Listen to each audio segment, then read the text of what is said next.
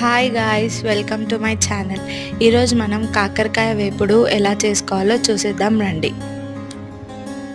రానే వచ్చావా వానై నా కొరకే వేచే ఉన్నాలే, నీతో తెచ్చావా ఏదో మై మరుపే ఉన్నట్టున్నాలే.